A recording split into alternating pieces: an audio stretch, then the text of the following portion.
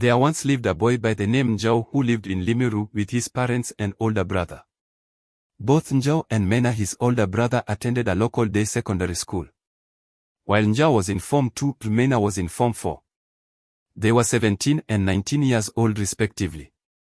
Now, in Njau's class, there was a bully boy known as Rotik who loved picking on Njau, making him a laughingstock as well as making fun of him. Njau bravely and calmly persevered all these evil acts by the bully. Njau's deskmate was a girl known as Injeri who was not only beautiful but among the top students in their class. Injeri sided with Njau and even at times rebuked the wicked bully. One day, Rotik placed a single stinking sock in Njau's bag in order to vex him. When Njau opened the bag, a strong pong filled the air around him and those students around him laughed at him as they held their noses. All except Injeri, who offered him a shoulder to lean on. It seems that Rotik was going out of his way to make Njau's life in school a misery, but he did not know what was in store. Now Rotik lived with his parents and elder sister, a young beautiful lady of 24 by the name Sheaono. Sheaono and her younger brother Rotik hardly got along since Rotik was a wicked and mischievous boy. At times, Rotik would steal some of her sister's money and when asked, would vehemently and convincingly deny these allegations. Sheaono was employed as a supermarket cashier at the local supermarket and was engaged to a handsome well-mannered young man known as Mwangi who owned a garage in the local area in Limiru. One day, Sheaono bought a lottery ticket on her way home from work and when she got to her bedroom placed it in the pages of a novel that she had bought some time back. She had labeled the novel with her name. One was required to scratch a certain part of the ticket so as to reveal its numbers and the winning numbers were announced each week on Saturday on the local FM radio station. Now when Sheaono had placed the ticket in between the pages of the novel, she had not scratched it and thus did not know the numbers but intended to wait until Saturday so as to check whether she had won or not. That evening, Sheaono placed the novel with the lottery ticket in her bedroom intending to read the novel in the evening but her mother asked her to help prepare supper. As Sheaono and the mother were preparing supper, Rotik sneaked into his elder sister's bedroom intending to steal some money but seeing the peseta novel on his sister's bed, hurriedly took it and went with it to his room. He read the first 2 chapters then placed the book in his school bag and went to the sitting room. After supper, Sheaono watched her favorite telenovela and late at night she retired to bed.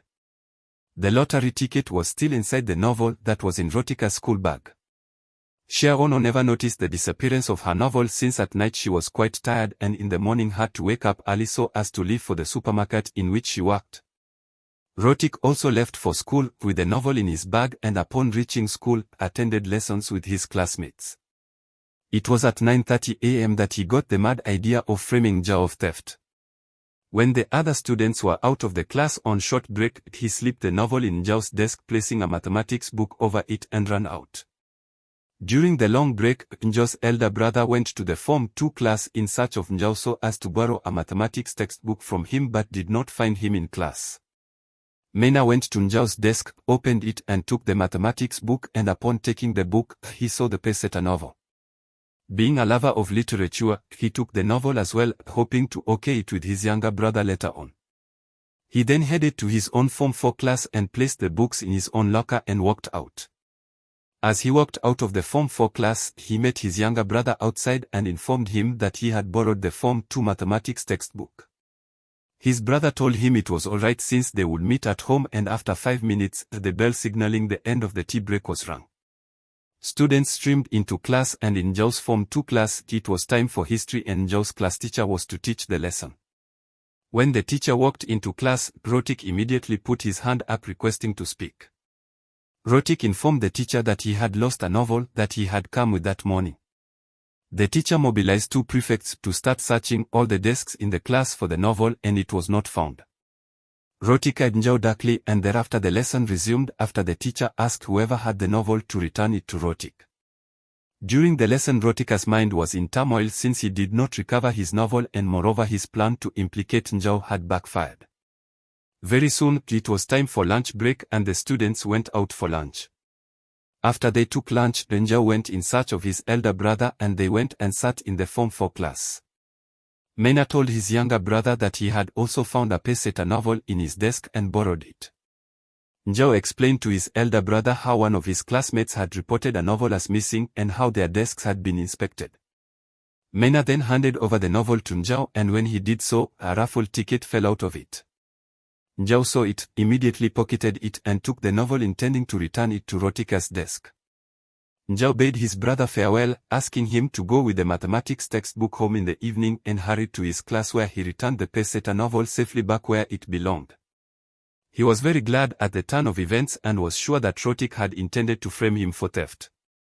When school came to an end that evening, Njao and Mena rushed home, and upon reaching home, Njao went to his bedroom to change and found the lottery ticket. Njao knew all about the lottery that was run via the local FM radio station. Njao considered the ticket as his just payment and kept it. He intended to listen to the radio program in which the winning number would be announced so as to see if his ticket had won. Saturday came, and with it came pandemonium at Rotika's home and apprehension at Njao's home. Rotika's sister was raving about her missing lottery ticket, while Njao was eagerly awaiting the program that would be aired at 2:45 p.m. in which the winner of the lottery would be announced. There was to be a jackpot of 40 million Kenya shillings that would be awarded after two other winners were to be awarded 200,000 Kenya shillings and 500,000 Kenya shillings respectively. Time came for the program, and Njao had already narrated to his brother all that had happened and how he had obtained the lottery ticket. So they both were seated in Mena's bedroom, waiting for the winning numbers to be announced. Njao had scratched his ticket, which had inadvertently become his, and he watched the numbers with anxiety and excitement. Very soon, the presenter announced over the radio. The 30 million Kenya shilling prize winner matched the ticket that he himself had. Njao and Mena high-fived and shook hands vigorously, not believing their luck. Njao had now won 30 million Kenya shillings. The presenter finished her broadcast with a directive that the owners of the winning tickets to claim their respective prizes at the nearest lottery offices within 2 weeks. The two brothers decided that since Mena had a national identity card, he would be the one to claim the cash and open a bank account and be the one to invest the money on his brother's behalf.